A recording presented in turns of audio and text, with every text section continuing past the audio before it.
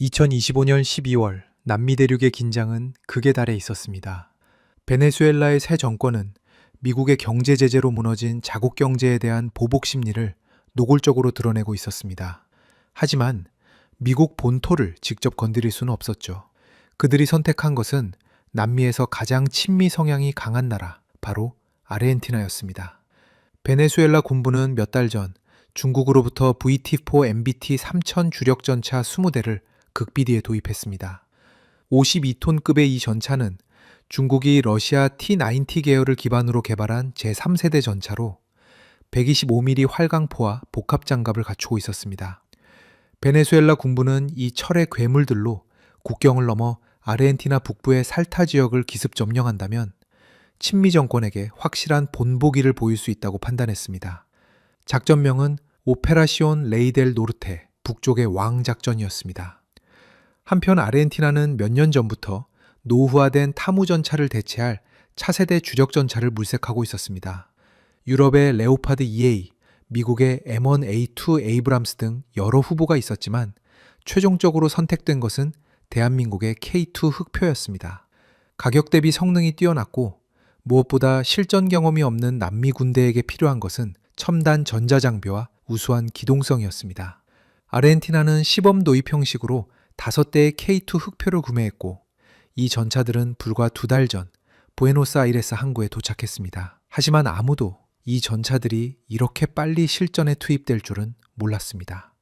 2025년 12월 15일 밤 11시 40분 아르헨티나와 베네수엘라의 국경지대 살타주의 북쪽 끝자락은 칠흑 같은 어둠에 잠겨 있었습니다. 이곳은 안데스 산맥의 동쪽 기슭으로 해발 2000m가 넘는 고원지대였습니다. 낮에는 섭씨 25도를 오르내리지만 밤이 되면 기온이 급격히 떨어져 영하까지 내려갔습니다. 차가운 바람이 메마른 관목 사이를 지나며 스산한 소리를 냈습니다. 국경에서 남쪽으로 15km 떨어진 작은 마을 라키아카 인근 아르헨티나군 제5기갑여단 소속 전차 소대가 긴급 배치되어 있었습니다. 정확히는 K2 흑표 5대로 구성된 임시 전차 소대였습니다. 소대장은 32세 카를로스 메디나 대위였습니다. 그는 아르헨티나 육군 사관학교를 수석으로 졸업한 수재였지만 실전 경험은 전무했습니다. 남미에서 대규모 전차전이 벌어진 것은 70년도 더 된 일이었으니까요. 메디나 대위는 자신의 전차 위에 서서 밤하늘을 올려다보았습니다. 별이 쏟아질 듯 빛나는 남반구의 하늘이었습니다. 하지만 그의 마음은 전혀 평온하지 않았습니다. 3시간 전 여단 본부로부터 긴급 명령이 떨어졌습니다. 북쪽 국경에서 대규모 차량 이동이 포착되었다는 것이었습니다. 정찰 드론이 촬영한 영상에는 20대가 넘는 중형 전차들이 국경을 향해 이동하는 모습이 선명하게 담겨 있었습니다. 베네수엘라가 정말로 침공을 시도하는 것이었습니다. 메디나 대위의 전차는 소대 중 1호차였습니다. K2 흑표의 매끈한 포탑 위에서 그는 쌍안경으로 북쪽 지평선을 주시했습니다. 아무것도 보이지 않았습니다. 하지만 그의 헤드셋 너머로는 계속해서 정보가 흘러들어오고 있었습니다. 여단 본부의 정보 참모가 침착한 목소리로 상황을 전달했습니다. 적 전차부대는 현재 국경에서 북쪽으로 5km 지점에 집결해 있으며 이동 속도로 볼 때 자정 무렵 국경을 넘을 것으로 예상된다고 했습니다. 아르헨티나군은 이 지역에 대규모 병력을 배치할 시간이 없었습니다. 가장 가까운 기갑부대도 200km 남쪽에 있었고 그들이 도착하려면 최소 6시간이 필요했습니다. 결국 메디나 대위의 소대가 첫 번째 방어선이 되어야 했습니다. K2 흑표 5대로 중국제 전차 20대를 막아내야 하는 상황이었습니다. 수적으로는 1대 4의 열세였습니다. 메디나 대위는 포탑 해치를 통해 전차 내부로 내려갔습니다. 좁은 내부 공간은 각종 전자장비의 은은한 불빛으로 채워져 있었습니다. 조종수 자리에는 25세의 마르틴 로페스 병장이 앉아 있었고 포수 자리에는 29살의 후안 카스티오 중사가 자리를 지키고 있었습니다. 장전수는 22의 디에고 산체스 상병이었습니다.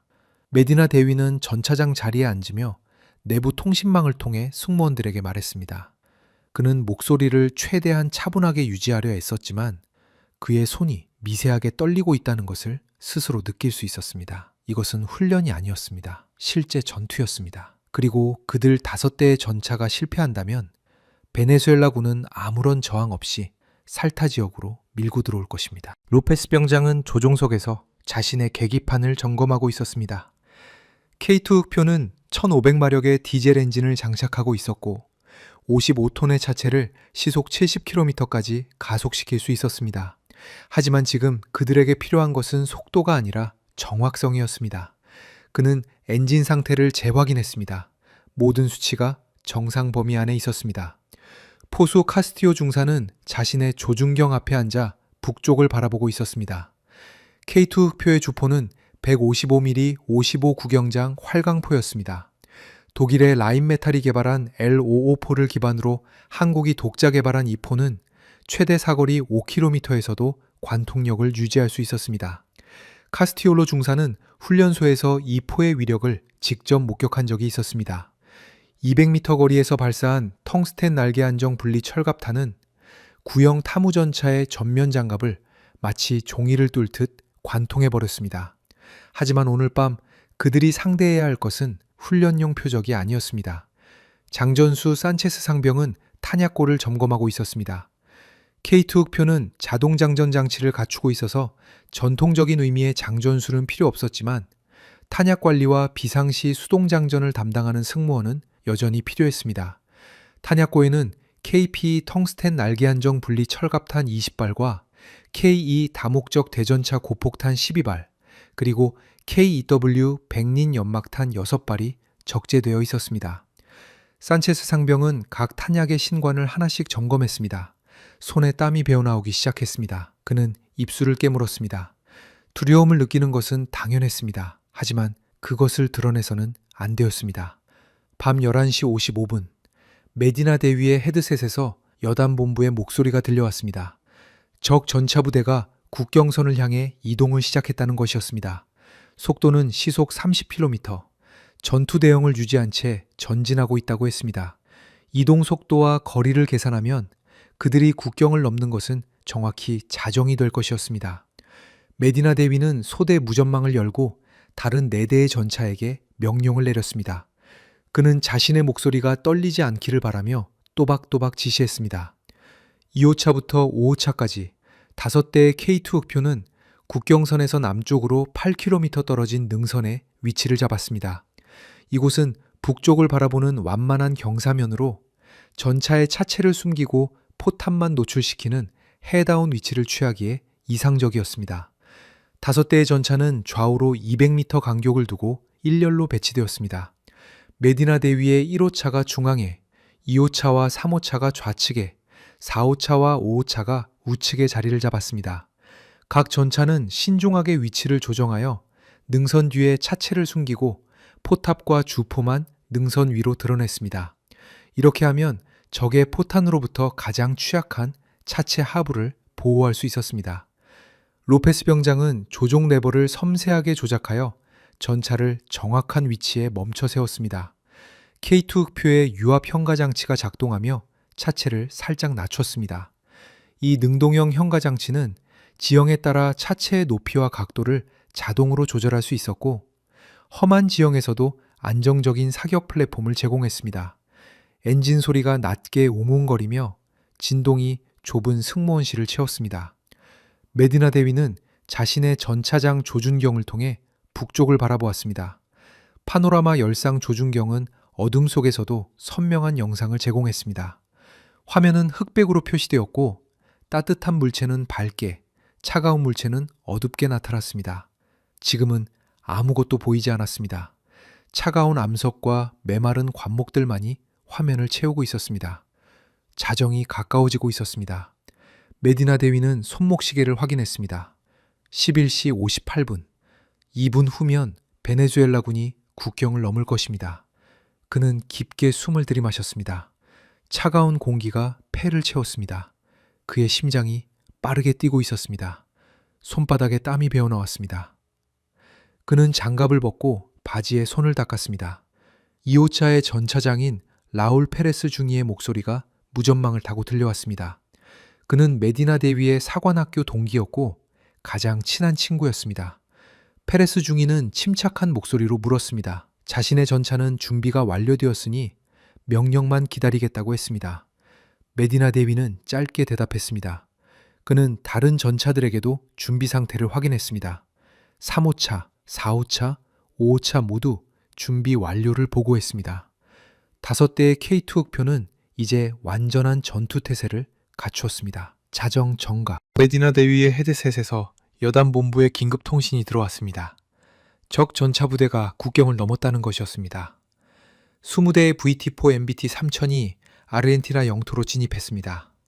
그들은 2열 종대로 전진하고 있었고 속도를 시속 40km까지 높였습니다. 현재 위치에서 메디나 대위의 방어선까지는 직선거리로 약 7km였습니다. 이 속도라면 10분 안에 조우하게 될 것이었습니다. 메디나 대위는 소대 무전망을 통해 최종 명령을 하달했습니다. 사격 통제 시스템을 활성화하고 표적 획득 즉시 자유사격을 개시하라고 지시했습니다. 그는 교전 규칙을 명확히 했습니다. 유효 사거리 3000m 이내로 접근한 적 전차부터 우선 경멸하되 가장 위협적인 표적을 먼저 처리하라고 했습니다. 카스티오 중사는 포술 조준경 앞에서 자세를 고쳐 앉았습니다. 그는 오른손으로 포탑 선의 손잡이를, 왼손으로 주포 고각 조절 레버를 가볍게 쥐었습니다. 조준경 화면은 여전히 텅 비어 있었습니다. 하지만 화면 상단의 거리 표시기는 이미 작동하고 있었고 레이저 거리 측정기는 대기 상태였습니다. K2 흑표의 사격 통제 시스템은 세계 최고 수준이었습니다. 탄도 컴퓨터는 표적까지의 거리, 바람의 방향과 속도, 기온, 기압, 포신의 마모도, 탄약의 종류, 전차의 기울기와 이동 속도 등 수십 가지 변수를 실시간으로 계산하여 조준점을 자동으로 보정했습니다. 포수가 해야 할 일은 조준경의 십자선을 표적에 맞추고 방아쇠를 당기는 것뿐이었습니다. 하지만 그 단순한 동작이 지금 카스티오 중사에게는 세상에서 가장 어려운 일처럼 느껴졌습니다. 자정 01분, 드디어 카스티오 중사의 조준경 화면에 뭔가가 나타나기 시작했습니다. 북쪽 지평선 너머로 희미한 열원들이 감지되었습니다. 처음에는 작은 점들에 불과했지만 점점 더 선명해지고 커졌습니다. 전차들이었습니다. 20개의 밝은 점들이 어둠 속에서 남쪽을 향해 다가오고 있었습니다. 메디나 대위는 자신의 전차장 조준경으로도 동일한 광경을 목격했습니다. 그는 거리 측정기를 작동시켰습니다. 레이저 빔이 보이지 않게 발사되어 가장 가까운 표적에 반사되어 돌아왔습니다. 화면에 숫자가 표시되었습니다. 6,700m. 아직 유효 사거리 밖이었습니다. 베네수엘라의 VT4 MBT 3000 전차 부대는 두 계열로 나뉘어 전진하고 있었습니다. 각 열에는 10대의 전차가 있었고 전차들 사이의 간격은 약 50m였습니다. 그들은 경계태세를 유지한 채 전진하고 있었지만 아직 아르헨티나군의 위치를 파악하지 못한 것 같았습니다. 어둠이 그들을 도왔습니다. 메디나 대위는 무전망을 통해 각 전차에게 표적을 할당했습니다. 1호차는 좌측열의 선두 전차를, 2호차는 좌측열의 두 번째 전차를, 3호차는 좌측열의 세 번째 전차를 담당했습니다. 4호차와 5호차는 우측열의 선두와 두 번째 전차를 맡았습니다. 첫 사격에서 최소 5대를 무력화하고 나머지는 재장전 후 신속하게 처리한다는 계획이었습니다. 적 전차들은 계속 접근하고 있었습니다. 6,000m, 5,500m, 5,000m. 그들의 엔진 소리가 멀리서 들리기 시작했습니다. 낮게 울리는 디젤 엔진의 굉음이 고원의 고요함을 깨뜨렸습니다. 땅이 미세하게 진동했습니다. 4,500m. 메디나 대위는 결심했습니다. 조금 더 가까이 유인해야 했습니다. 3,000m까지 접근시켜 확실한 명중률을 확보해야 했습니다. 그는 소대원들에게 사격 대기 명령을 내렸습니다. 아직은 쏘지 말라고, 조금만 더 기다리라고 했습니다. 카스티오 중사는 조준경을 통해 자신의 표적을 주시하고 있었습니다. 좌측열의 선두 전차였습니다. VT4 MBT 3000의 특징적인 실루엣이 이제 선명하게 보였습니다. 둥근 포탑과 긴 포신, 그리고 차체 전면의 복합 장갑. 그는 조준 십자선을 전차의 포탑과 차체가 만나는 지점에 맞췄습니다. 그곳이 가장 약한 부분이었습니다. 4,000m, 3,500m, 3,000m. 메디나 대위의 손이 무전기 송신 버튼에 올라갔습니다. 그의 입술이 말라 있었습니다. 혀로 입술을 적셨습니다. 심장이 귀청을 울릴 정도로 빠르게 뛰었습니다. 이것이 전쟁이었습니다. 이것이 진짜였습니다. 3,000m. 정확히 그 거리에서 메디나 대위는 명령을 내렸습니다. 타격 개시! 카스티오 중사의 검지 손가락이 포 발사 버튼을 눌렀습니다. 전기 신호가 격발 장치로 전달되었고 순간 K2 흑표에 155mm 주포가 불을 뿜었습니다. 포구에서 거대한 섬광이 터져 나왔고 밤의 어둠이 한순간 대나처럼 밝아졌습니다. 주포의 반동이 55톤의 전차 전체를 뒤로 밀어냈고 유압식 반동 흡수 장치가 작동하며 충격을 분산시켰습니다. 포신 안에서는 믿을 수 없는 일이 벌어지고 있었습니다. 장약이 점화되며 섭씨 3,000도가 넘는 고온 고압의 가스가 발생했고 이 가스가 5kg짜리 텅스텐 관통자를 초속 1720m로 가속시켰습니다. 관통자는 포신을 빠져나오는 순간 음속의 5배 속도로 공기를 가르며 날아갔습니다. 비행 시간은 약 2초였습니다. 카스티오 중사는 조준경을 통해 그 전 과정을 지켜보았습니다. 밝은 궤적이 어둠을 가로질러 표적을 향해 곧장 날아갔습니다. 그리고 정확히 조준점에 명중했습니다. VT4 MBT 3000의 포탑 링 부분에 텅스텐 관통자가 충돌하는 순간 엄청난 운동 에너지가 순식간에 열 에너지로 전환되었습니다. 복합 장갑이 뚫렸습니다.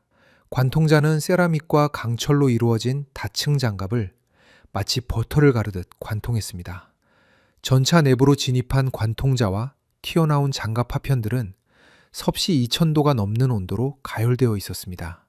이것들이 좁은 승무원실 안에서 튕기며 모든 것을 파괴했습니다. 3초도 지나지 않아 그 전차의 탄약고가 유폭했습니다. 전차는 내부에서 폭발했고 10톤짜리 포탑이 공중으로 날아올랐습니다. 거대한 화염과 검은 연기가 밤하늘로 치솟았습니다. 하지만 이것은 시작에 불과했습니다. 메디나 대위의 1호차가 발사한 지 0.2초 만에 다른 4대의 K2 흑표도 거의 동시에 발사했습니다. 5개의 섬광이 연이어 능선을 밝혔고 5발의 포탄이 어둠을 가르며 날아갔습니다. 2호차의 포수는 좌측 열의 두 번째 전차를 정확히 명중시켰습니다. 텅스텐 관통자는 측면 장갑을 뚫고 엔진실로 진입했습니다. 디젤 연료에 불이 붙었고 전차는 순식간에 불길에 휩싸였습니다. 3호차는 세 번째 전차의 포탑 전면을 정통으로 명중시켰습니다. 관통자는 포탑을 관통하여 내부의 자동장전 장치를 파괴했고 장전되어 있던 포탄이 연쇄적으로 폭발했습니다. 4호차와 5호차도 우측 열의 선두 2대를 정확히 격파했습니다. 불과 10초 만에 5대의 베네수엘라 전차가 무력화되었습니다. 살아남은 15대의 VT4 MBT 3000은 혼란에 빠졌습니다. 그들은 적의 위치를 정확히 파악하지 못했습니다. 어둠 속에서 날아온 포탄이 동료 전차들을 순식간에 파괴했지만 어디서 쏜 것인지 알 수 없었습니다. 그들은 멈춰서서 주위를 둘러보기 시작했습니다. 이것은 치명적인 실수였습니다. 메디나 대위는 즉시 재장전을 지시했습니다. K2 흑표의 자동장전 장치가 작동했습니다. 탄약고에서 기계식 팔이 새로운 포탄을 집어올렸고 정확한 동작으로 포미 장치에 장전했습니다. 포미가 닫히고 격발 준비가 완료되는 데 걸린 시간은 정확히 5.5초였습니다. 카스티오 중사는 이미 새로운 표적을 포착하고 있었습니다. 좌측 열의 네 번째 전차였습니다. 그 전차는 여전히 멈춰서서 포탑을 좌우로 선회하며 적을 찾고 있었습니다. 카스티오 중사는 조준 십자선을 그 전차의 측면 장갑에 맞췄습니다. 측면은 전면보다 훨씬 약했습니다. 다시 한번 발사 버튼을 눌렀습니다. 155mm 주포가 또다시 울부짖었습니다. 포구 화염이 어둠을 찢었고 텅스텐 관통자가 날아갔습니다. 이번에는 측면 장갑을 뚫고 들어간 관통자가 전차를 횡으로 완전히 관통했습니다. 반대편 장갑판에 구멍을 내고 빠져나간 관통자는 여전히 엄청난 에너지를 가지고 있었습니다. 그 전차의 승무원들은 즉시 무력화되었고 전차는 불타기 시작했습니다. 다른 4대의 K2 흑표도 연이어 발사했습니다. 5초마다 한 발씩 규칙적으로 포탄이 날아갔습니다. 매 발사마다 한 대의 적 전차가 파괴되었습니다. 베네수엘라 전차 부대는 이제야 대략적인 아르헨티나군의 위치를 파악했습니다. 남쪽 능선에서 폭우 화염이 번쩍이는 것을 보고 그들은 포탑을 그쪽으로 돌렸습니다. 일부 전차들이 반격 사격을 시작했습니다. 125mm 포탄들이 날아왔습니다. 하지만 그들의 조준은 부정확했습니다. 어둠 속에서 해다운 위치를 취한 K2 흑표를 정확히 겨냥하는 것은 거의 불가능했습니다. 포탄들은 능선 앞뒤로 떨어지며 흙을 파헤쳤지만 5대의 전차에는 명중하지 못했습니다. 메디나 대위는 침착함을 유지했습니다. 그는 각 전차에게 계속 사격하라고 지시했습니다. 정확하고 천천히 한 발 한 발 확실하게 명중시키라고 했습니다. 1분이 지났습니다. 10대의 베네수엘라 전차가 남아 있었습니다. 그들 중 일부는 후퇴를 시작했습니다. 후진 기어를 넣고 북쪽으로 물러나기 시작한 것입니다. 하지만 이것도 그들을 구하지 못했습니다. 후진하는 전차는 더 약한 후면 장갑을 노출시켰고 K2 흑표의 포수들은 이 기회를 놓치지 않았습니다. 2분이 지났습니다. 5대가 남았습니다. 그들은 이제 전속력으로 후퇴하고 있었습니다. 연막탄을 발사하여 자신들을 숨기려 했지만 K2 흑표의 열상 조준경 앞에서는 무의미했습니다. 열상 장비는 연막을 투과하여 표적을 포착할 수 있었습니다. 3분이 지났습니다. 2대가 남았습니다. 그들은 필사적으로 도망치고 있었습니다. 하지만 이미 너무 늦었습니다. 4분이 지났습니다. 마지막 한 대가 남았습니다. 그 전차는 국경선을 향해 전속력으로 달리고 있었습니다. 메디나 대위는 5호차에게 명령했습니다. 마지막 한 대를 처리하라고. 5호차의 포수는 도망치는 전차를 조준했습니다. 거리는 4,500m로 벌어져 있었고 표적은 시속 50km 이상으로 이동하고 있었습니다. 하지만 사격 통제 컴퓨터가 모든 것을 계산했습니다. 표적의 속도, 방향, 가속도까지 고려하여 리드를 자동으로 조정했습니다. 포수는 방아쇠를 당겼습니다. 텅스텐 관통자가 날아갔습니다. 이동하는 표적을 정확히 예측한 탄도였습니다. 포탄은 도망치는 전차의 후면 엔진실을 정통으로 명중시켰습니다. 엔진이 폭발했고 전차는 멈춰섰습니다.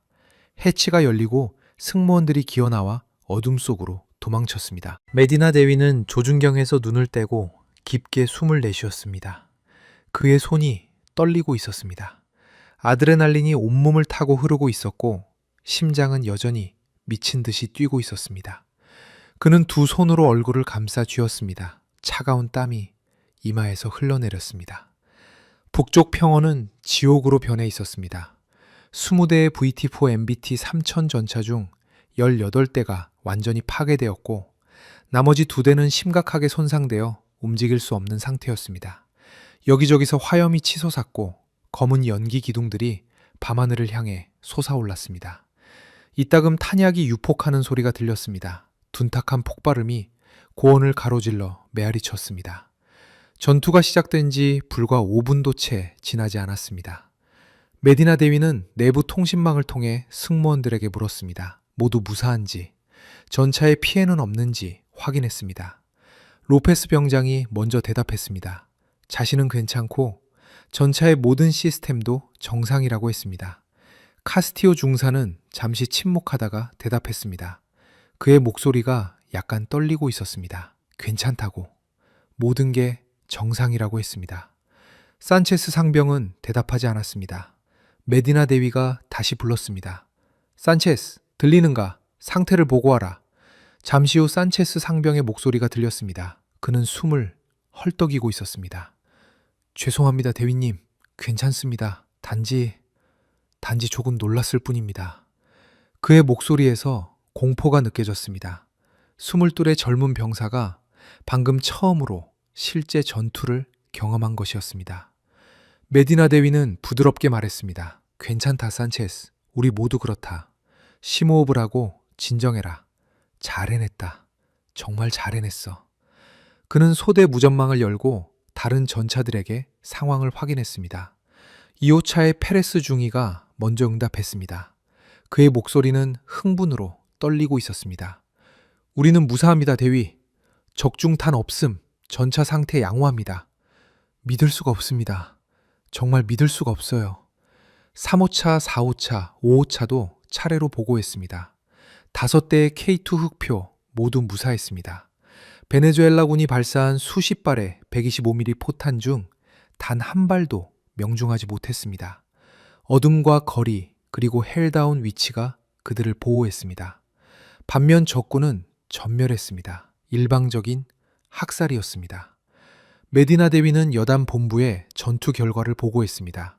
그는 최대한 침착하게 말하려 애썼지만 그의 목소리에서 흥분을 완전히 감출 수는 없었습니다. 적 전차 20대 전멸, 아군 피해 전무라고 보고했습니다. 여단 본부의 작전 참모는 잠시 침묵했습니다. 그리고 다시 물었습니다. 확인하겠습니다.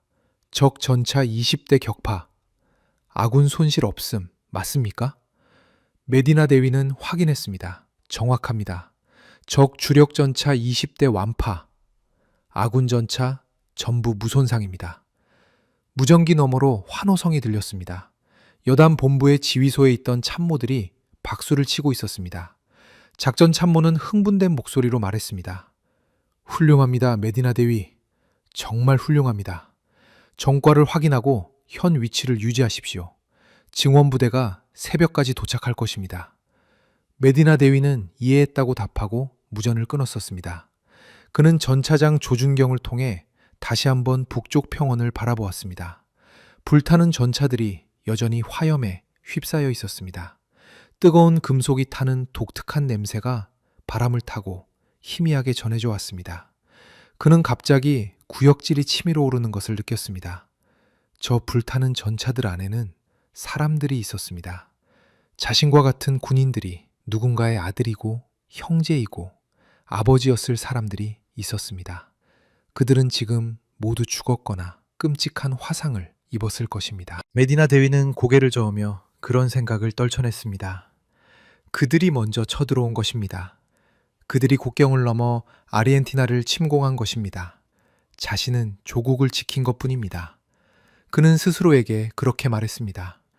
로페스 병장이 조종석에서 물었습니다. 대위님, 우리가 정말 해냈습니까?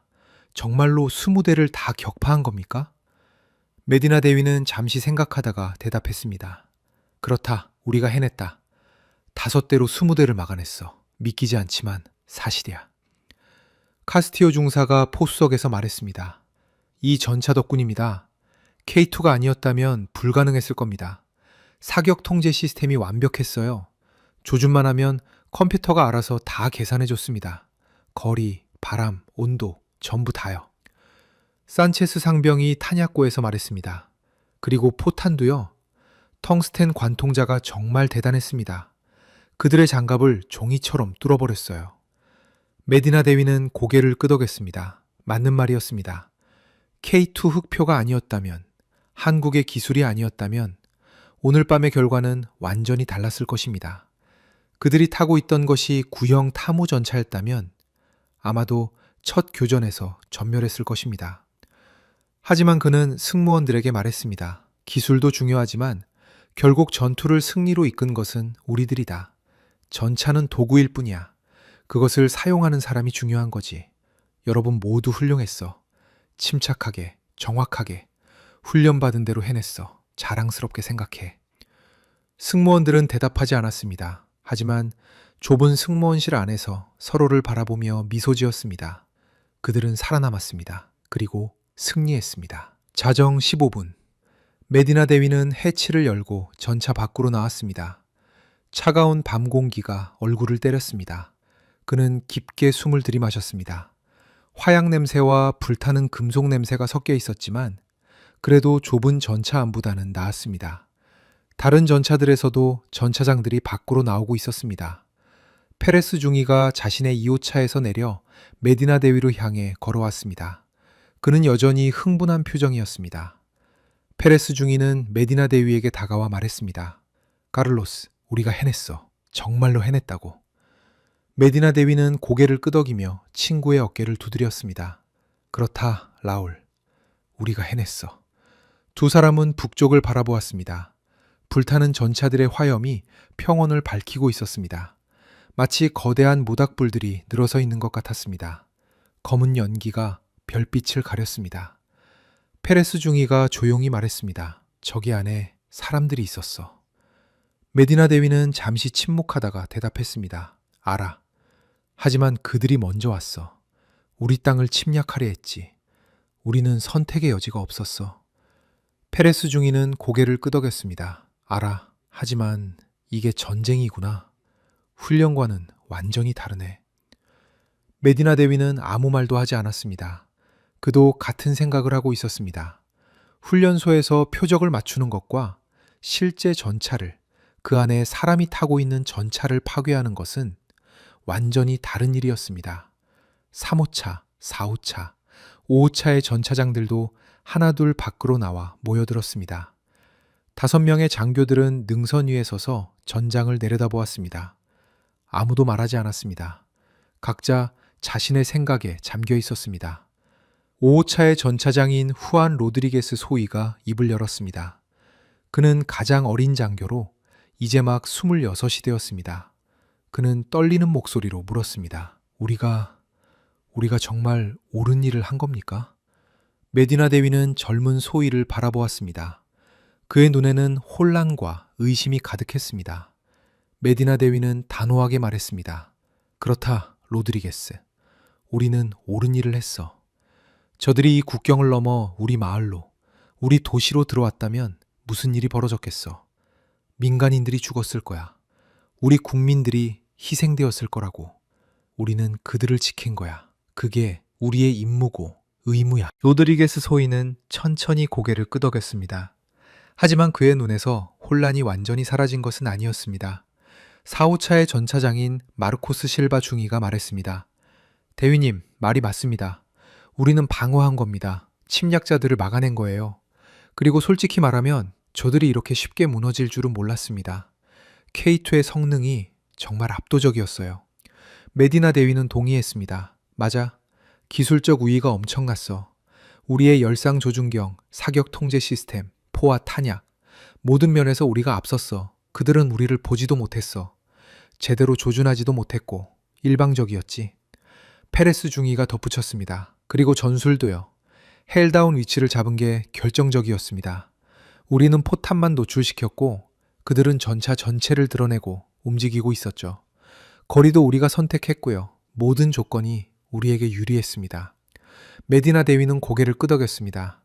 그들은 제대로 된 정찰도 없이 돌진했어. 우리가 여기 있는지도 몰랐지. 완전히 기습당한 거야. 전술적 실수였어. 5명의 장교들은 잠시 침묵했습니다. 북쪽에서 또다시 폭발음이 들렸습니다. 전차 한 대의 탄약고가 추가로 유폭한 것이었습니다. 화염이 더 높이 치솟았습니다. 3호차의 전차장인 안드레스 곤잘레스 중위가 조용히 말했습니다. 우리가 오늘 밤 역사를 만들었습니다. 아르헨티나 역사상 가장 일방적인 전차전 승리예요. 아마 세계 전사에서도 손에 꼽힐 겁니다. 5대로 20대를 전멸시켰으니까요. 메디나 대위는 쓴웃음을 지었습니다. 역사라.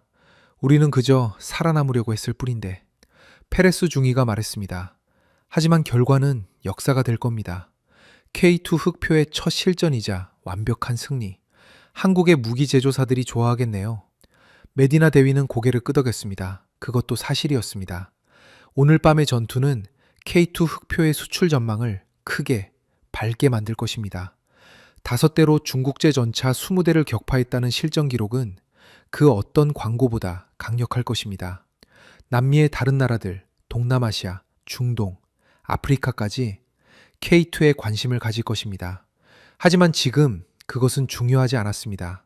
중요한 것은 그들이 살아남았다는 것, 그리고 조국을 지켰다는 것이었습니다. 자정 30분, 메디나 대위는 승무원들에게 경계태세를 유지하라고 명령했습니다. 전투는 끝났지만 추가 공격 가능성을 완전히 배제할 수는 없었습니다. 베네수엘라군이 추가 병력을 투입할 수도 있었습니다. 그는 각 전차에게 교대로 휴식을 취하되 항상 최소 3대는 완전한 경계 상태를 유지하라고 지시했습니다. 그는 다시 전차 안으로 들어갔습니다. 전차장 자리에 앉아 헤드셋을 다시 썼습니다. 무전망에서는 여단 본부와 다른 부대들 사이의 교신이 계속되고 있었습니다. 증원부대가 이동 중이었고 공군의 전투기들이 대기하고 있었습니다. 만약 베네수엘라가 추가 공격을 시도한다면 이번에는 공중 지원까지 받을 수 있을 것입니다. 로페스 병장이 조종석에서 졸고 있었습니다. 긴장이 풀리자 피로가 몰려온 것이었습니다. 메디나 대위는 그를 깨우지 않았습니다. 지금은 쉴 수 있을 때 쉬는 게 좋았습니다. 카스티오 중사는 여전히 포수석에 앉아 조준경을 들여다보고 있었습니다. 그는 북쪽을 계속 감시하고 있었습니다. 메디나 대위가 물었습니다. 괜찮나, 카스티오? 중사는 잠시 침묵하다가 대답했습니다. 저도 잘 모르겠습니다, 대위님. 제가 사람들을 죽였습니다. 직접 조준해서 방아쇠를 당겼어요. 4번이나요. 메디나 대위는 중사의 어깨에 손을 올렸습니다. 자네는 임무를 수행한 거야, 카스티오. 자네가 하지 않았다면 우리가 죽었을 거야. 저들이 우리를 죽였을 거라고. 카스티오 중사는 천천히 고개를 끄덕였습니다. 알고 있습니다. 머리로는 알아요. 하지만 가슴이 받아들이기 힘드네요. 메디나 대위는 부드럽게 말했습니다. 시간이 필요해. 우리 모두에게 시간이 필요해. 이건 쉬운 일이 아니야. 쉬워서는 안 되고. 하지만 자네는 옳은 일을 했어. 그걸 잊지 마. 산체스 상병은 탄약고 옆에 웅크리고 앉아 있었습니다. 그의 얼굴은 창백했습니다. 메디나 대위가 물었습니다. 산체스, 괜찮나? 상병은 고개를 들어 대위를 바라보았습니다. 그의 눈에는 눈물이 맺혀 있었습니다. 죄송합니다, 대위님. 저는 겁쟁이입니다. 싸우는 내내 너무 무서웠어요. 다리가 떨렸고요. 토할 것 같았어요. 메디나 대위는 고개를 저었습니다. 아니야, 산체스. 자네는 겁쟁이가 아니야. 두려움을 느끼는 것은 정상이야. 나도 무서웠어. 우리 모두 무서웠어. 하지만 자네는 자리를 지켰어. 떨면서도 무서워하면서도 자신의 임무를 다했어. 그게 진짜 용기야. 두려움이 없는 게 용기가 아니라 두려움에도 불구하고 해야 할 일을 하는 게 용기지. 산체스 상병은 눈물을 닦으며 고개를 끄덕였습니다. 감사합니다, 대위님. 메디나 대위는 3명의 승무원을 바라보았습니다. 이들은 몇 시간 전까지만 해도 평범한 군인들이었습니다. 실전 경험이 전무한 훈련소와 연병장에서만 싸워본 젊은이들이었습니다. 하지만 오늘 밤 그들은 진짜 전사가 되었습니다. 피와 화염 속에서 세례를 받았습니다. 그리고 그들은 살아남았습니다. 새벽 1시, 메디나 대위의 헤드셋에서 여단 본부에 통신이 들어왔습니다. 정찰 드론이 국경 북쪽을 감시한 결과 베네수엘라군의 추가 이동은 포착되지 않았다고 했습니다. 첫 번째 공격 부대가 전멸하자 베네수엘라 군부는 작전을 중단한 것으로 보였습니다. 그들은 예상했던 쉬운 승리 대신 참담한 패배를 맛보았고 더 이상의 모험을 감행할 용기를 잃은 것입니다. 오페라시온 레이델 노르테, 북쪽의 왕 작전은 완전히 실패했습니다. 베네수엘라는 전차 20대와 최소 60명 이상의 승무원을 잃었습니다. 그리고 국제사회로부터 침략 국가라는 낙인을 받게 될 것입니다. 아르헨티나는 단 한 명의 사상자도 없이 단 한 대의 전차 손실도 없이 침략을 격퇴했습니다. K2 흑표 5대가 만들어낸 기적이었습니다. 여단장이 직접 무전으로 메디나 대위에게 축하와 격려의 말을 전했습니다. 그는 메디나 대위와 그의 소대원들의 용맹함과 전문성을 칭찬했습니다. 그리고 그들이 오늘 밤 아르헨티나의 명예를 지켰다고 말했습니다. 메디나 대위는 정중하게 감사를 표했습니다. 하지만 그는 영웅이 된 기분이 들지 않았습니다. 그는 그저 피곤했습니다. 정신적으로나 육체적으로 완전히 지쳐 있었습니다. 새벽 2시, 북쪽의 화염들이 점차 약해지고 있었습니다.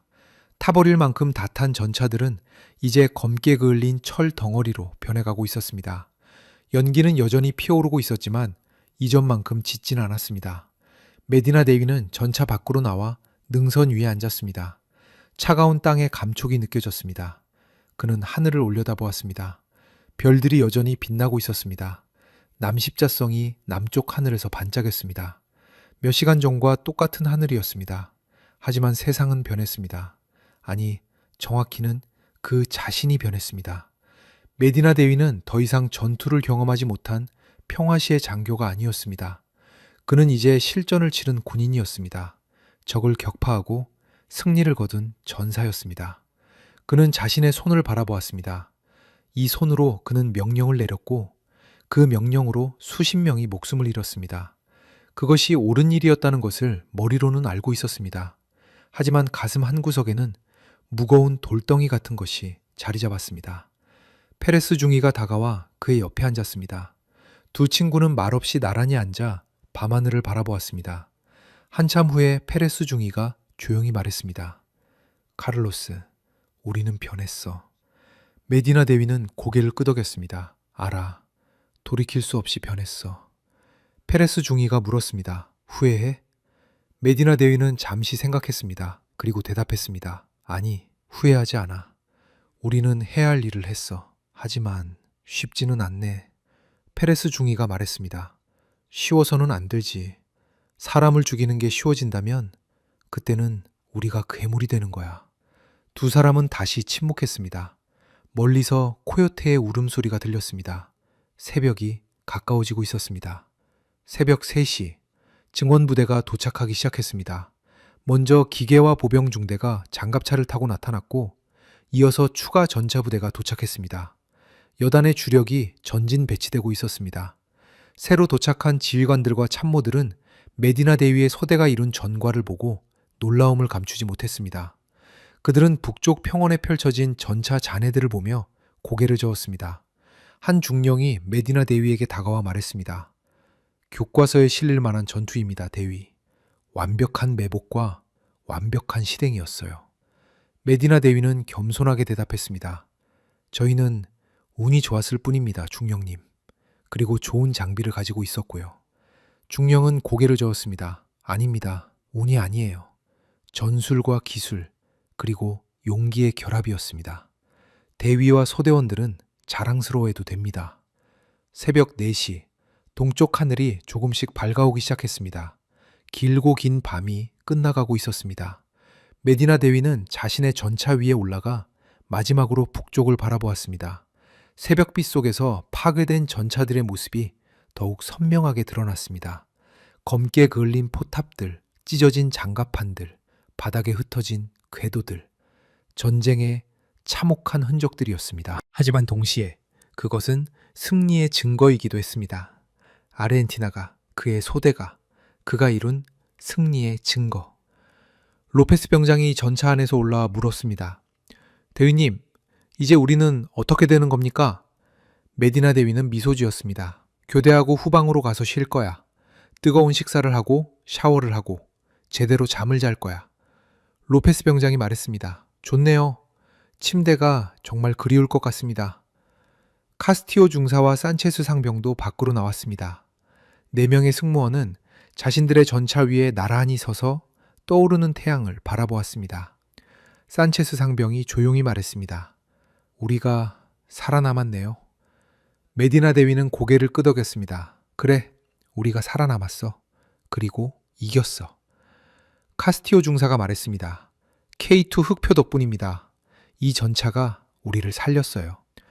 로페스 병장이 전차의 포탑을 쓰다듬으며 말했습니다. 고마워 친구, 정말 고마워. 메디나 대위는 웃었습니다. 전차에게 고맙다고 하는 병장을 처음 봤습니다. 로페스 병장이 진지하게 대답했습니다. 하지만 사실이잖아요. 이 전차가 없었다면 우리는 여기 없을 겁니다. 메디나 대위는 동의했습니다. 맞는 말이야. 새벽 5시, 그대 부대가 완전히 배치를 완료했습니다. 메디나 대위의 소대는 이제 철수해도 좋다는 명령을 받았습니다. 그들은 남쪽으로 20km 떨어진 야전 기지로 이동할 예정이었습니다. 5대의 K2 흑표는 엔진을 시동했습니다. 디젤 엔진의 굉음이 고원을 채웠습니다. 전차들은 천천히 능선을 내려와 남쪽을 향했습니다. 메디나 대위는 전차장 해치 밖으로 상체를 내밀고 뒤를 돌아보았습니다. 북쪽의 전장이 점점 멀어지고 있었습니다. 연기 기둥들이 여전히 하늘로 솟아오르고 있었습니다. 그는 다시 앞을 향했습니다. 이제 그들이 가야 할 곳은 뒤가 아니라 앞이었습니다. 살아남은 자들은 계속 나아가야 했습니다. 5대의 전차는 먼지를 일으키며 남쪽으로 전진했습니다. 아침 햇살이 전차의 장갑을 비추며 반짝였습니다. K2 흑표의 검은 차체가 금빛으로 물들었습니다. 새벽 6시 30분, 5대의 K2 흑표는 살타주 남부의 임시 야전기지에 도착했습니다. 이곳은 원래 훈련장으로 사용되던 곳이었지만 긴급 상황으로 인해 전방지휘소로 전환되어 있었습니다. 천막들이 줄지어 세워져 있었고 군용 트럭들과 장갑차들이 곳곳에 배치되어 있었습니다. 메디나 대위의 소대가 기지로 진입하자 이미 소문을 들은 병사들이 모여들었습니다. 그들은 박수를 치며 환호했습니다. 5대로 20대를 격파했다는 소식이 벌써 전군에 퍼진 것이었습니다. 메디나 대위는 당황스러웠습니다. 그는 환호하는 병사들에게 손을 흔들어 보였지만 마음 한편으로는 불편함을 느꼈습니다. 그들은 영웅 대접을 받고 있었지만 그는 자신이 영웅이라고 생각하지 않았습니다. 단지 살아남기 위해 싸웠을 뿐이었습니다. 전차들은 정비구역에 주차했습니다. 엔진이 꺼지자 고요함이 찾아왔습니다. 승무원들은 하나둘 전차에서 내렸습니다. 그들의 군복은 땀과 먼지로 얼룩져 있었고 얼굴에는 피로가 가득했습니다. 정비병들이 달려와 전차들을 점검하기 시작했습니다. 그들은 K2 흑표를 보며 감탄했습니다. 한 병장이 1호차의 주포 포신을 만지며 말했습니다. 이 포가 오늘 밤 20대를 격파했다니 믿기지 않습니다. 로페스 병장이 자랑스럽게 대답했습니다. 믿으셔야죠. 우리가 직접 했으니까요. 정비병들은 전차의 외부를 꼼꼼히 살폈습니다. 놀랍게도 5대 모두 단 한 발의 적중탄도 없었습니다. 몇몇 전차의 차체 옆면에 흙과 파편이 튄 흔적이 있었지만 장갑에 손상을 입힌 것은 없었습니다. 베네수엘라군의 포탄들은 모두 빗나갔거나 능선에 떨어진 것이었습니다. 한 중사 정비병이 메디나 대위에게 말했습니다. 대위님, 전차들 상태가 완벽합니다. 주포는 각각 4발에서 5발 정도 발사했고 포신에는 정상적인 수준의 마모만 있습니다. 엔진과 변속기, 현가장치 모두 이상 없어요. 연료를 보급하고 탄약을 재장전하면 바로 다시 출력할 수 있습니다. 메디나 대위는 고개를 끄덕였습니다. 하지만 그는 다시 출력하고 싶지 않았습니다. 적어도 지금 당장은요. 야전 지휘소에 막사로 안내되었습니다. 그곳에는 여단장인 에두아르도 발데스 준장이 참모들과 함께 기다리고 있었습니다. 준장은 50대 중반의 노련한 군인으로 말비나스 전쟁 이후 아르헨티나 육군의 재건에 참여한 베테랑이었습니다. 메디나 대위와 그의 소대 전차장들이 들어서자 준장은 자리에서 일어나 그들을 맞이했습니다. 그는 한 명 한 명과 악수를 나누며 격려했습니다. 준장이 말했습니다. 여러분이 해낸 일은 단순한 전투 승리가 아닙니다. 이것은 아르헨티나 군사사의 길이 남을 업적이에요. 수적 열세를 극복하고 완벽한 승리를 거둔 것, 그것도 단 한 명의 아군 손실 없이 말이죠. 메디나 대위는 정중하게 대답했습니다. 감사합니다, 각하. 하지만 저희는 운이 좋았을 뿐입니다. 그리고 우수한 장비를 가지고 있었고요. 준장은 고개를 저었습니다. 겸손은 미덕이지만 과도한 겸손은 사실을 왜곡합니다. 여러분의 전술적 판단과 정확한 사격, 그리고 흔들리지 않는 용기가 승리를 만들었어요. 물론 K2 흑표의 성능도 중요했지만 결국 전차를 움직이고 쏘는 것은 사람입니다. 준장은 작전 지도가 펼쳐진 테이블로 그들을 이끌었습니다. 지도에는 어젯밤의 전투가 상세히 표시되어 있었습니다. 베네수엘라군의 진입 경로, 메디나 소대의 방어 위치, 각 전차가 파괴된 지점들이 모두 기록되어 있었습니다. 준장이 설명했습니다. 새벽에 정찰 부대를 보내 전장을 확인했습니다. 베네수엘라의 VT4 MBT 3020대 중 18대가 완전히 파괴되었고 2대는 심각하게 손상되어 회수 불가능한 상태입니다. 승무원 사상자는 정확히 파악하기 어렵지만 최소 50명 이상이 사망하거나 부상한 것으로 추정됩니다. 페레스 중위가 조용히 물었습니다. 생존자는 있습니까? 준장이 고개를 끄덕였습니다. 일부 전차에서 탈출한 승무원들이 있었습니다. 우리 순찰대가 12명을 포로로 확보했어요. 그들은 모두 화상을 입었지만 생명에는 지장이 없습니다.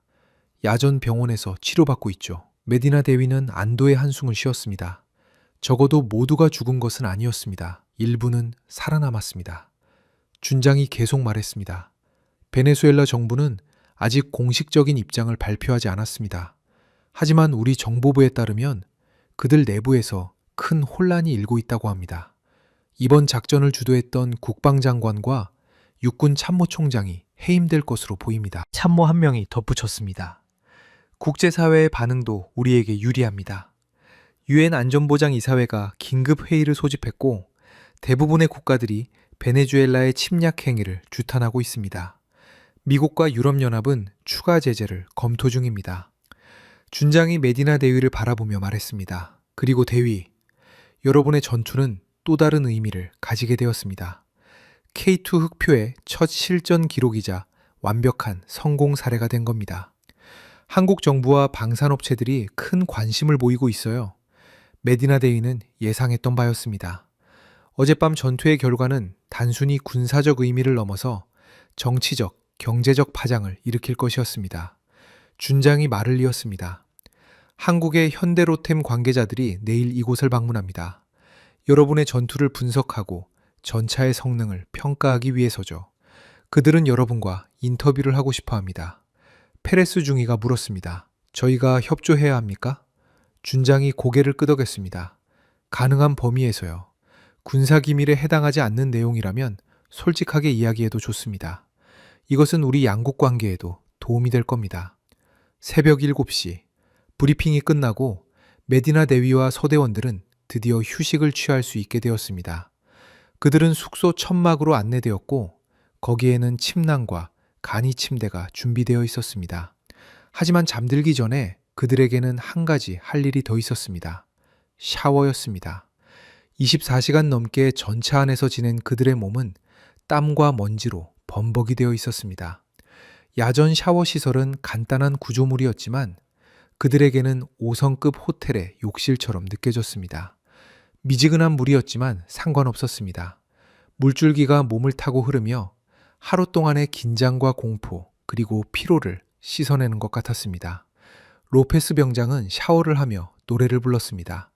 카스티오 중사는 그를 보고 웃었습니다. 병장, 자네 목소리는 전차 엔진 소리보다 시끄럽네. 로페스 병장이 장난스럽게 대답했습니다. 중사님도 같이 부르시죠? 우리가 이겼잖아요. 산체스 상병은 조용히 샤워를 하고 있었습니다. 그의 얼굴에는 여전히 피로가 가득했지만 어젯밤보다는 표정이 밝아져 있었습니다. 시간이 지나면서 그는 자신이 겪은 일을 조금씩 받아들이고 있었습니다. 메디나 대위는 샤워를 마치고 깨끗한 군복으로 갈아입었습니다. 거울을 보니 자신의 얼굴에 주름이 더 깊어진 것 같았습니다.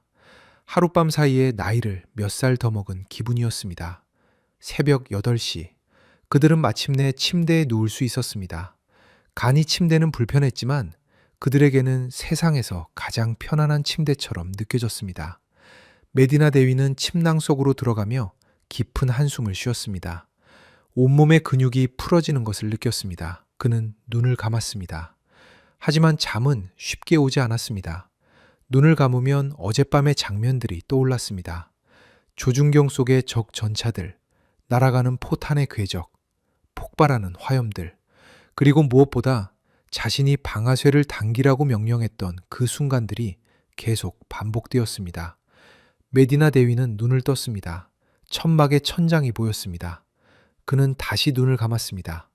이번에는 깊게 숨을 들이마시고 천천히 내쉬었습니다. 1번, 2번, 3번. 점차 마음이 진정되었습니다. 피로가 밀려왔습니다. 의식이 흐려지기 시작했습니다. 그리고 마침내 그는 잠에 빠져들었습니다. 오후 3시. 메디나 대위는 누군가 자신을 흔드는 느낌에 잠에서 깼습니다. 눈을 뜨니 페레스 중위가 서 있었습니다. 페레스 중위가 말했습니다. 카를로스, 일어나. 손님이 왔어. 메디나 대위는 몸을 일으켰습니다. 7시간 정도 잔 것 같았습니다. 몸은 여전히 무거웠지만 어젯밤보다는 훨씬 나았습니다. 그는 물었습니다. 누가 왔는데? 페레스 중위가 대답했습니다. 언론이야. 부에노스아이레스에서 기자들이 왔어. 그리고 텔레비전 방송팀도 왔고 여단장님이 우리에게 인터뷰를 하라고 하셔. 메디나 대위는 한숨을 쉬었습니다. 그는 언론 인터뷰 같은 것을 원하지 않았습니다. 하지만 명령이라면 따라야 했습니다. 그는 군복을 정돈하고 밖으로 나갔습니다. 야전기지의 중앙광장에는 이미 많은 사람들이 모여 있었습니다. 카메라와 마이크를 든 기자들, 군 관계자들, 그리고 구경하는 병사들이었습니다. 메디나 대위의 소대 전차장 5명이 줄지어 섰습니다. 그들 뒤로는 5대의 K2 흑표가 나란히 주차되어 있었습니다. 전차들은 이미 깨끗이 세척되어 광택이 났습니다. 한 여성 기자가 마이크를 들고 메디나 대위에게 다가왔습니다. 그녀는 부에노스아이레스의 주요 뉴스 채널 소속이었습니다. 기자가 질문했습니다. 대위님, 어젯밤 전투에 대해 말씀해 주시겠습니까? 5대로 20대를 격파했다는 것이 사실입니까? 메디나 대위는 카메라를 의식하며 또박또박 대답했습니다. 네, 사실입니다. 저희 소대는 어젯밤 자정경 국경을 침범한 베네수엘라군의 전차 부대를 격퇴했습니다. 적 전차 20대를 무력화했고 아군 손실은 전무했습니다. 기자가 물었습니다. 어떻게 그런 일이 가능했습니까? 수적으로는 완전히 열세였는데요. 메디나 대위는 잠시 생각했습니다. 그리고 신중하게 대답했습니다. 여러 요인이 있었습니다. 우선 우리는 지형을 활용한 방어 위치를 선점했습니다. 야간이었기 때문에 시계가 제한되었고 우리의 열상 조준경이 큰 도움이 되었습니다. 그리고 무엇보다 K2 흑표의 우수한 사격 통제 시스템과 강력한 화력이 결정적이었습니다. 또 다른 기자가 물었습니다. K2 흑표에 대한 평가는 어떻습니까? 실전에서 사용해보니 어떻던가요? 메디나 대위는 미소 지었습니다. 솔직히 말하면 기대 이상이었습니다. 사격 통제 시스템은 매우 정확했고 자동 장전 장치 덕분에 빠른 연속 사격이 가능했습니다. 주포는 신기했으므대 빠른 연속 사격이 가능했습니다. 주포의 위력도 충분했고요. 적의 복합 장갑을 문제없이 관통했습니다. 페레스 중위가 덧붙였습니다. 그리고 방어력도 뛰어났습니다. 적이 여러 발을 쏘았지만 단 한 발도 명중시키지 못했어요. 해다운 위치를 취했기 때문이기도 하지만 전차의 낮은 차체 높이와 우수한 장갑 설계도 한몫했습니다. 기자들은 계속해서 질문을 쏟아냈습니다.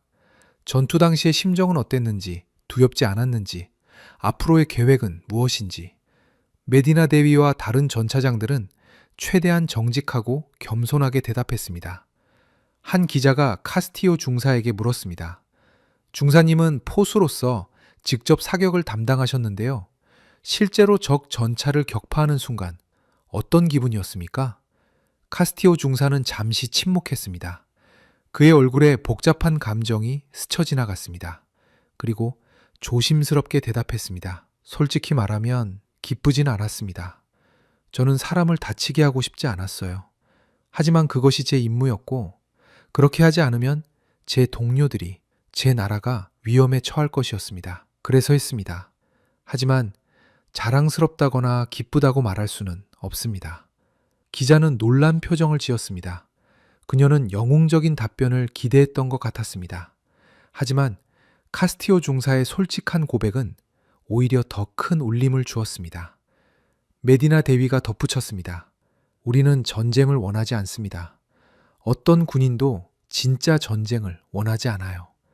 하지만 조국을 지켜야 할 때 우리는 주저하지 않고 우리의 의무를 다할 것입니다. 그것이 군인의 본분이니까요. 인터뷰는 1시간 넘게 계속되었습니다. 기자들은 전차 내부도 촬영하고 승무원들의 개별 인터뷰도 진행했습니다. 로페스 병장은 카메라 앞에서 긴장한 모습을 보였지만 자신의 역할을 성실하게 설명했습니다. 산체스 상병은 가장 어린 승무원으로서 시청자들의 공감을 샀습니다. 오후 5시 인터뷰가 끝나고 메디나 대위는 식당 천막으로 향했습니다. 그는 하루 종일 제대로 먹지 못했고 배가 고팠습니다. 식당에는 이미 많은 병사들이 저녁 식사를 하고 있었습니다. 메디나 대위가 들어서자 병사들이 일어나 박수를 쳤습니다. 그는 손을 흔들며 그들에게 앉으라고 했습니다. 그는 식판을 들고 배식을 받았습니다.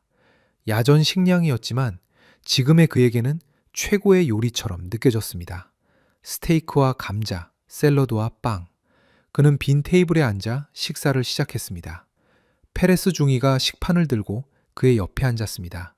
두 친구는 말없이 식사를 했습니다. 음식을 씹고 삼키는 단순한 행위가 이렇게 위안이 되는 줄 몰랐습니다. 식사를 마치고 메디나 대위는 커피 한 잔을 마셨습니다. 쓰고 뜨거운 커피가 목을 타고 내려갔습니다. 그는 눈을 감고 그 순간을 음미했습니다. 페레스 중이가 조용히 말했습니다. 내일 한국 사람들이 온대. 메디나 데일가 눈을 뜨며 대답했습니다. 들었어? 현대로템 관계자들이라던가? 페레스 중이가 물었습니다. 뭐라고 말해야 할까? 메디나 데위가 답했습니다. 사실대로 말하면 돼. K2는 정말 훌륭한 전차야. 그들이 만든 무기가 우리를 살렸어. 그 사실을 전하면 되는 거지. 페레스 중이는 고개를 끄덕였습니다. 그리고 농담조로 말했습니다. 광고 모델료는 받을 수 있을까? 메디나 데이는 웃었습니다. 그랬으면 좋겠네. 우리 월급으로는 빚도 못 갚는데. 두 친구는 웃었습니다. 긴장이 조금 풀렸습니다. 저녁 7시 해가 지고 어둠이 찾아왔습니다. 야전기지의 조명등이 켜지며 밝아졌습니다. 병사들은 저마다 자신의 임무를 수행하고 있었습니다.